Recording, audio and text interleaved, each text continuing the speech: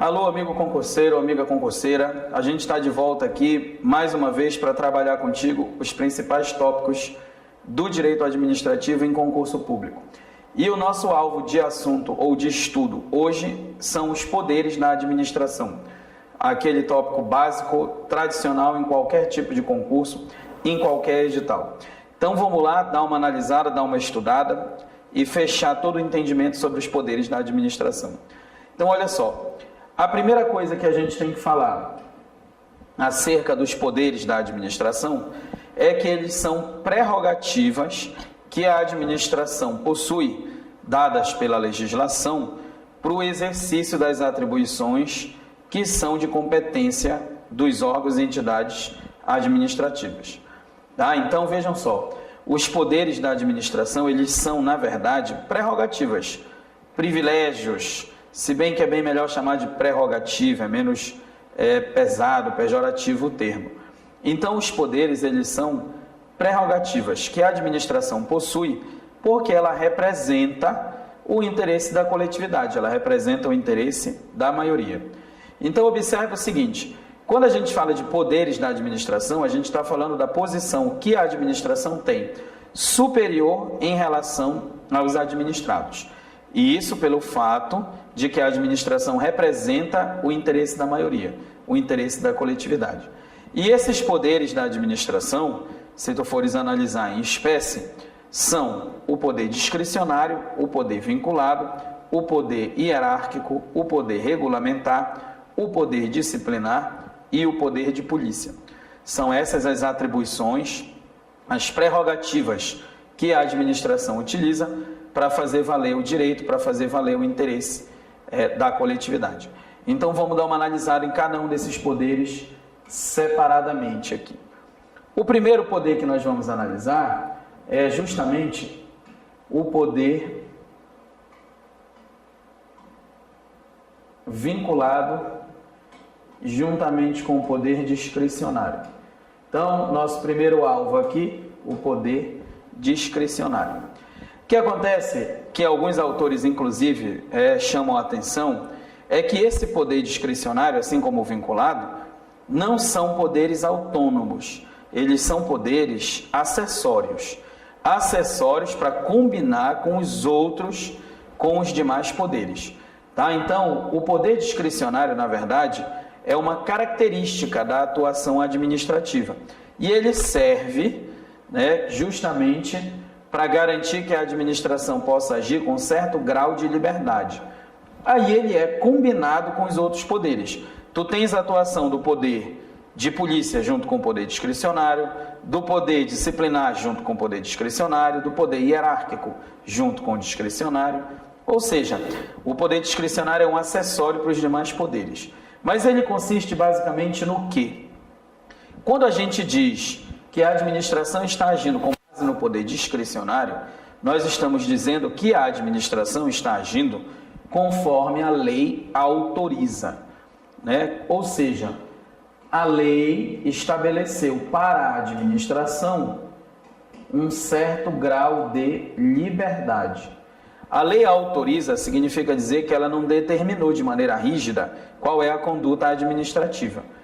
A lei autoriza pressupõe a chamada análise de mérito administrativo. O mérito, pessoal, vem a ser a análise que os agentes podem fazer conforme a autorização da lei, em cada caso concreto, acerca da oportunidade e da conveniência da atuação administrativa. Então, quando nós estamos falando que a administração age baseada no poder discricionário, é porque a lei autorizou a, em um determinado caso concreto, analisar qual a forma mais adequada de agir. Essa análise que vem dentro do mérito, nós chamamos de análise de oportunidade e de conveniência. O mérito vem a ser justamente isso. O mérito vem a ser a análise que se faz acerca de qual a forma mais oportuna e mais conveniente de atuação dentro de uma determinada circunstância específica. Tá? Então, o administrador ele passa a ter um grau de liberdade. Se nós pensarmos em exemplos da aplicação do poder discricionário, Pensa comigo lá nos cargos em comissão, que são aqueles cargos de direção, chefia, assessoramento, né? A Constituição, quando fala do cargo em comissão, diz que esses cargos devem ser criados para efeito, né, do exercício das atividades de chefia, direção e assessoramento, e que eles são criados por lei para serem cargos de livre nomeação e livre exoneração. Isso significa dizer exatamente o quê? Que a autoridade, ao nomear o ocupante do cargo, tem o grau de liberdade para decidir qual a pessoa mais indicada, quem é mais conveniente naquela oportunidade para ocupar o cargo público, né? Ou seja, a administração tem a possibilidade de fazer análise de mérito da questão.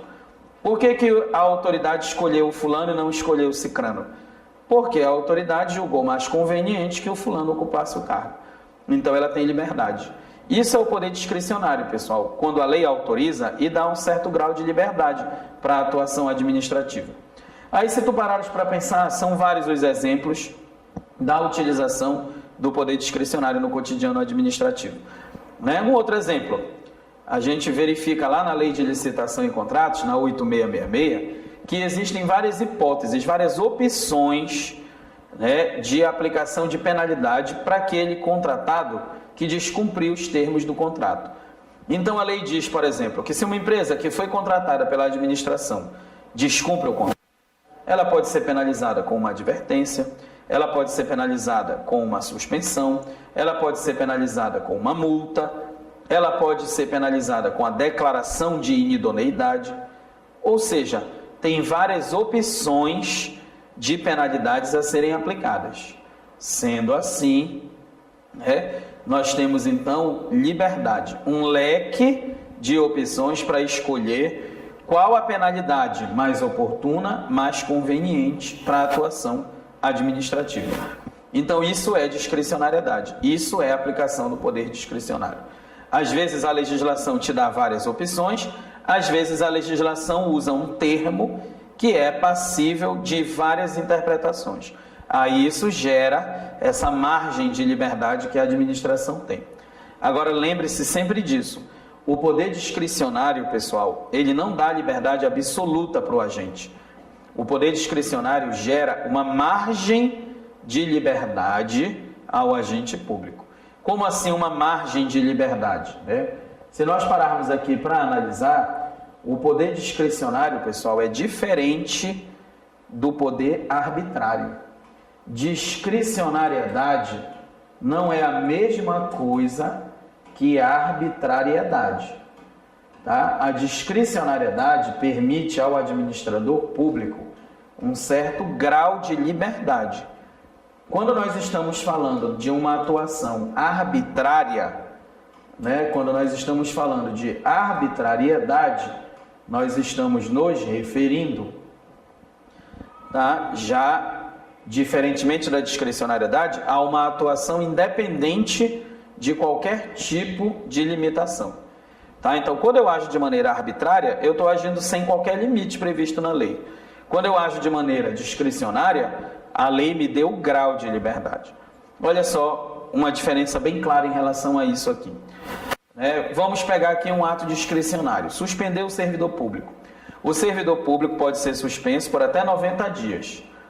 Tá? Então, se eu suspendo por 90, eu estou dentro do limite. Se eu suspendo por 60, eu estou dentro do limite. Isso é discricionariedade. Agora, se eu suspendo esse servidor por 100 dias, eu já não estou agindo de maneira discricionária, eu estou agindo de maneira arbitrária, porque eu estou indo além do limite que a legislação me permitiu agir. Tá? Então, uma coisa é você agir dentro do limite da lei. Você tem um certo grau de liberdade, mas você está limitado pelo que a legislação determinou. Outra coisa é você agir de maneira arbitrária, fora de qualquer tipo de limite na legislação. Tá? Então, o poder discricionário não pode ser confundido com o poder arbitrário. E por força do princípio da legalidade, a arbitrariedade não é aceita no âmbito da administração pública. Tá? Como nós temos o princípio da legalidade que rege as atividades administrativas, e esse princípio diz que a administração só faz o que tem previsão legal, Se eu ajo independente de qualquer amparo na lei, a minha atuação é irregular, ela é inválida. Tá? Então, o poder discricionário pressupõe, sim, a presença de legislação, de limites na lei, enquanto que o poder arbitrário não pressupõe a presença de limites. Então, este não é um dos poderes a ser utilizado pela administração pública. Já a discricionariedade, não. A discricionariedade faz parte, o poder discricionário administrativo. Ok? Então, dependendo do comando que a legislação me deu, eu vou usar a discricionariedade combinada com os demais poderes que nós ainda vamos estudar. Tá? Agora, olha só. Se no uso do poder discricionário nós temos um certo grau de liberdade, no uso do poder vinculado, nós não temos liberdade alguma. Aí o próximo poder que nós vamos analisar é o poder vinculado. Tá? Então, observe o seguinte, o poder vinculado, ao contrário do poder discricionário, não permite ao administrador a chamada análise de mérito. Então, diferentemente do comando da lei no poder discricionário, que a lei autoriza, no poder vinculado, a gente pode dizer que a lei determina a conduta administrativa. Tá? Aí por que a lei determina? Porque a lei não te dá margem de liberdade. Ela não estabelece para ti um termo que pode ser interpretado de várias formas, ela não te deu várias opções. Se a lei determinou, significa dizer que ela te diz com exatidão qual é a forma mais adequada de agir. Aí olha só alguns exemplos da aplicação do poder vinculado na administração. Quando um superior recebe, recebe uma denúncia acerca de alguma irregularidade cometida ou supostamente cometida por um subordinado, esse superior tem a obrigação de cumprir, ou de providenciar a investigação acerca dessa suposta infração, dessa suposta irregularidade.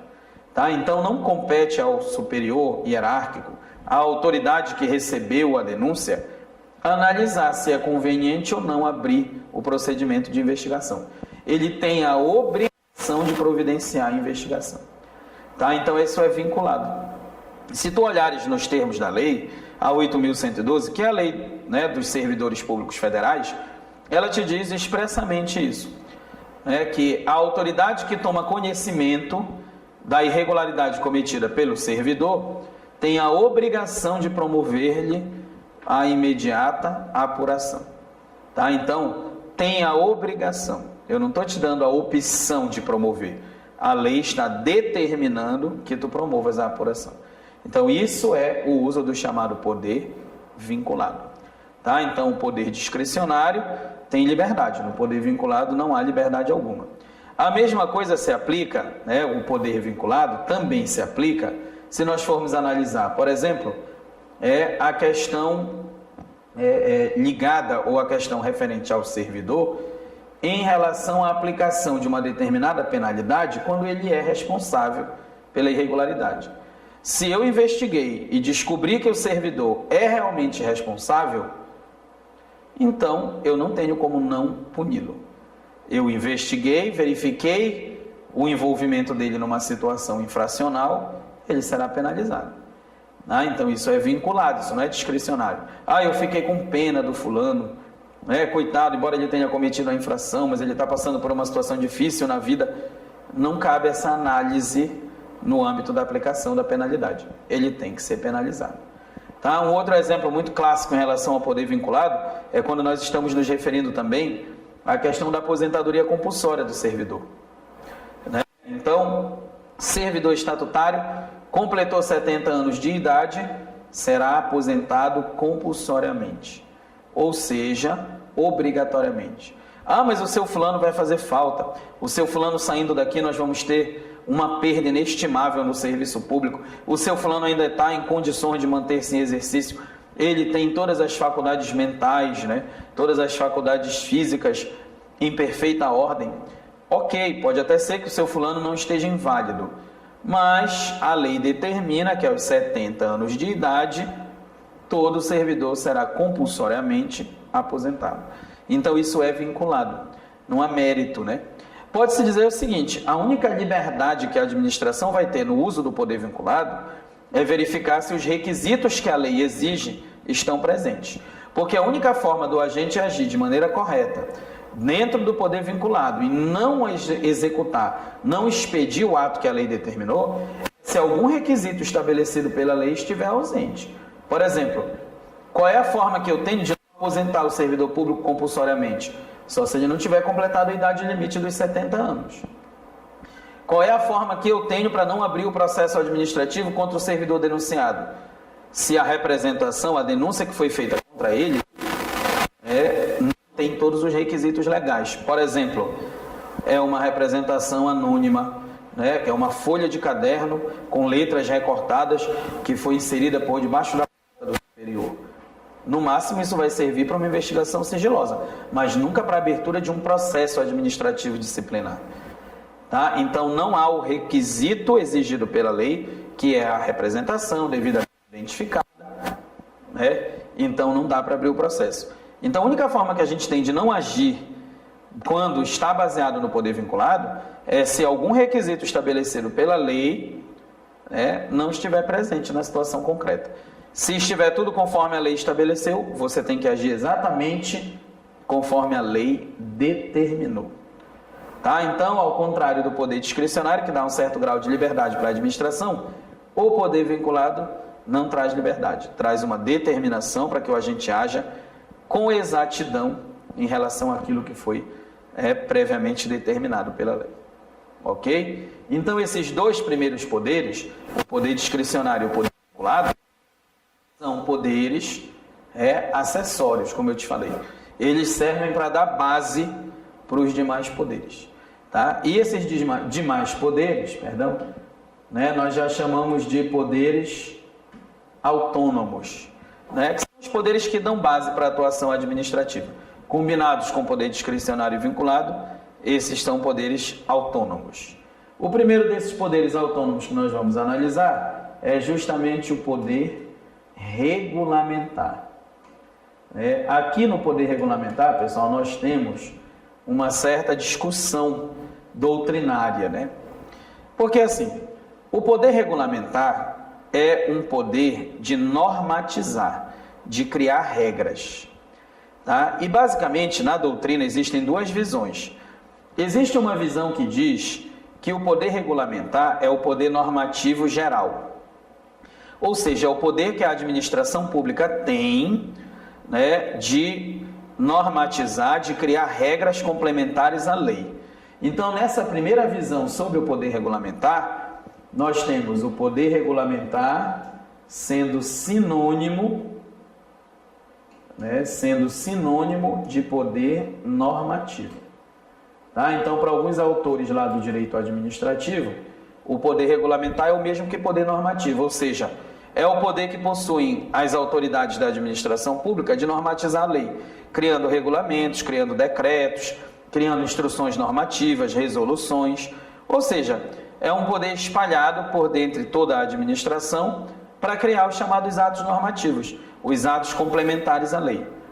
Tá? Agora, uma outra boa parte da doutrina, e para efeito de concurso, pessoal, tu tens que fazer uma pesquisa anterior para verificar qual é o posicionamento da banca que tu estás utilizando, para saber qual é a visão que ele vai usar.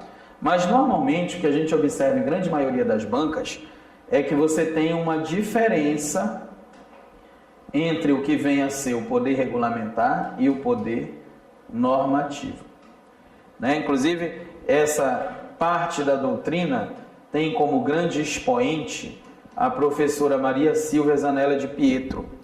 E a professora Maria Silvia diz: o poder normativo é o poder geral que a administração tem de normatizar, de criar regras. Então, dentro do poder normativo, inclusive, se encontra o poder regulamentar. Mas o que viria a ser o poder regulamentar nessa segunda visão? O poder regulamentar aqui seria uma espécie do poder normativo exclusiva do chefe do poder executivo. Ok? Então, nessa visão aqui, pessoal, só tem poder regulamentar o presidente da República o governador e o prefeito. Tá? Então, o que seria o poder regulamentar nessa visão? É o poder que o chefe do executivo tem de complementar a legislação. Tá? Então, para essa segunda visão, que é a visão que eu prefiro adotar, porque é a visão para efeito de concurso público que a maioria, né, a doutrina utiliza, tá? É uma visão em que poder normativo é aquela função legislativa atípica que a administração tem, ou seja, o poder de normatizar, criar regras, e dentro dessa função normativa tem o poder regulamentar, que vem a ser o poder normativo do chefe do executivo. Tá? Então, nesse ponto de vista, são duas coisas diferentes. E aí, como é que eu vou fazer, né? Como é que eu vou saber na hora da prova? Olha, essa segunda visão é a maioria, para as principais, né, instituições de concurso, SESP, FCC, a VUNESP, tu vais encontrar esse posicionamento. Mas sempre tendo cuidado de dar uma pesquisadinha antes nas questões, né, para a gente estar verificando qual é o posicionamento. Mas esse aqui hoje eu posso te dizer, o mais frequente, né? Então, o poder regulamentar é o poder específico do chefe do executivo, e o poder normativo é um poder geral de criar regras, né, de complementar as leis que a administração pública possui. Então, a gente vai usar essa segunda perspectiva aqui para fazer o detalhamento, né? Dentro dessa ideia, dentro dessa hipótese, que o poder regulamentar é do chefe do poder executivo, surge a figura dos decretos, né? O poder regulamentar seria, portanto, formalizado através dos decretos. Tá? Decretos e, por que não dizer, regulamentos. Porque os regulamentos são atos que vêm em conjunto com os decretos. Os decretos colocam os regulamentos em vigor. Então, eles são irmãos siameses, né? Andam grudados aí dentro desse ponto de vista. Tá? Então, a formalização do poder regulamentar se dá através dos decretos e regulamentos. Por isso que não é incomum você encontrar na doutrina, né, as pessoas se referindo poder regulamentar formalizado através de decretos autônomos e executivos, ou de regulamentos autônomos ou regulamentos executivos, porque eles são atos, embora atos diferentes, eles são atos que andam em conjunto, né, para efeito do poder regulamentar. E existem no direito brasileiro duas espécies de decretos que nós podemos apontar. Tu tens o decreto de execução e tu tens o chamado decreto autônomo. Né? Então, tu tens no direito brasileiro, tá, o encontro dessas duas espécies de decretos. Tá? Muito embora o decreto autônomo não seja uma unanimidade, ele seja polêmico, mas em regra tu vais encontrar na tua prova a figura de um e a figura de outro. E o que é, ou para que é que serve cada um desses decretos, né, ou regulamentos? O decreto ou regulamento de execução é aquele decreto ou aquele regulamento que serve para complementar a lei. O decreto de execução, ele complementa a legislação. Como assim ele complementa a lei? Vamos imaginar o seguinte: existem certos direitos que a mera existência de uma lei, de uma regra, não é suficiente para garanti-los. Vamos pensar, por exemplo, em alguns direitos dos servidores. O servidor tem o direito, segundo diz a 8.112, de autorizar a consignação em folha de pagamento em favor de terceiros. Tá? Então, aquele servidor tem o direito de autorizar que de sua folha de pagamento seja descontado um determinado valor e repassado a uma terceira pessoa. Agora, o que diz a 8.112? Que esta possibilidade depende nas hipóteses previstas no regulamento. Então, olha só, a lei diz assim: servidor, tu tens o direito, se tu quiseres, de autorizar o desconto, né, no pagamento, direto na tua folha. Mas em que casos? Isso aí tu vais ter que ler o regulamento. Aí, se tu fores observar o regulamento, ele vai lá, está dizendo que dá para pagar, por exemplo, impostos, tributos em geral, dá para descontar direto, né? Que dá para ele fazer o desconto lá para efeito do pagamento de uma pensão alimentícia, dá para autorizar o desconto, né, para efeito de um empréstimo que a pessoa tenha feito naquela financeira, naquela empresa de, né, consignados. Essas hipóteses não estão na lei. elas estão onde? Elas estão no regulamento, né? Que veio junto com um decreto lá do chefe do executivo. Isso significa dizer que esse regulamento, esse decreto de execução, serviram para complementar a lei. Um outro exemplo disso, né? O servidor tem direito a diárias. Quando o servidor viaja a serviço, né, em nome da administração, ele tem direito a receber diária. Agora, assim, qual é o valor da diária? Tem variação se a pessoa sai do estado, se ela está dentro do estado, se é internacional. Esses detalhes não estão na lei. Esses detalhes estão onde? Estão no regulamento. Foi posto em vigor por um decreto do presidente da República. Tá? Então, esses decretos ou regulamentos de execução servem para a complementação da lei. Eles ficam ligados a uma lei específica e servem justamente para efeito de complementação. Tá? Agora, olha só, pessoal. Além desse decreto de execução, que serve para complementar a lei, nós temos os chamados decretos autônomos, né? Aí, esses aqui são os polêmicos. Porque muita gente diz que o direito brasileiro não admite a existência do decreto autônomo por conta do princípio da legalidade. Só se pode fazer na administração que tem previsão em lei. E o decreto autônomo ele não está amparado diretamente em uma legislação complementando-a, como é o caso do decreto de execução. Esse decreto autônomo, na verdade, pessoal, admite-se no direito brasileiro para os doutrinadores, para a maioria dos doutrinadores, né? Porque ele tem como fonte a Constituição Federal. O artigo 84 da Constituição Federal, quando estabelece as competências do presidente da República, diz que o presidente da República pode dispor mediante decreto sobre a organização interna da administração pública federal. Então, quando nós estamos falando de usar um decreto para organizar internamente a administração, nós estamos nos referindo ao uso do chamado decreto autônomo. Tá? Mas como assim essa organização interna da administração?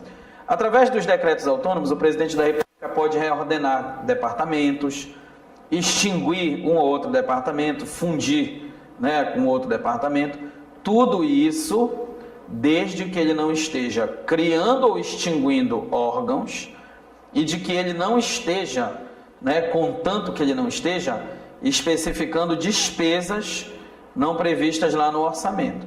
Então, desde que não haja implemento de despesa e desde que não haja, né, criação e extinção de órgão, pode-se organizar a administração internamente através dos decretos autônomos. Tá? Então, a gente pode, por exemplo, né, aqui nessa organização interna, determinar o horário de funcionamento das repartições, né, determinar que determinado departamento, seção, setor, né, vai se juntar com outro setor para criar um setor novo. Isso aí sem problema nenhum. É possível reestruturar e estruturar os órgãos e entidades da administração através do decreto autônomo. Então lembrem-se, o decreto autônomo serve para a organização interna da administração, desde que você não esteja utilizando isso para criar ou extinguir órgão, muito menos, né, não se esteja utilizando para implemento de despesas novas. Tá? Mas é uma das possibilidades de uso do decreto autônomo, é a organização interna da administração. Ok? E a outra possibilidade, pessoal, é justamente a de extinguir, mas não cargos, como eu estava te dizendo, ou órgãos, perdão, como eu estava te dizendo ainda há pouco, mas a possibilidade de extinguir cargos e funções públicas, desde que esses cargos ou estas funções estejam vagos. Então, ao chefe do Poder Executivo, através de um decreto autônomo, é possível extinguir cargo ou função pública que esteja vago. Tá? Então, isso significa dizer, né, que nós podemos, tá, extinguir, finalizar a existência de um cargo ou de uma função pública que não é mais útil para a administração. E eu não vou precisar de legislação para esse fim. Né? Basta, aqui nesse caso, que eu tenha um decreto autônomo. Tá? Então, assim, os autores todos concordavam há algum tempo que decreto autônomo no Brasil não existiria, porque ele traz novidade. Mas, quando inseriu-se nas competências do presidente da República essas duas possibilidades, abriu-se então a existência do decreto autônomo no Brasil. Tá? Então, nós temos o poder regulamentar, é o poder que o chefe do executivo tem de complementar as leis, né, ou de organizar a administração, usando os poderes, usando os decretos de execução e os decretos autônomos.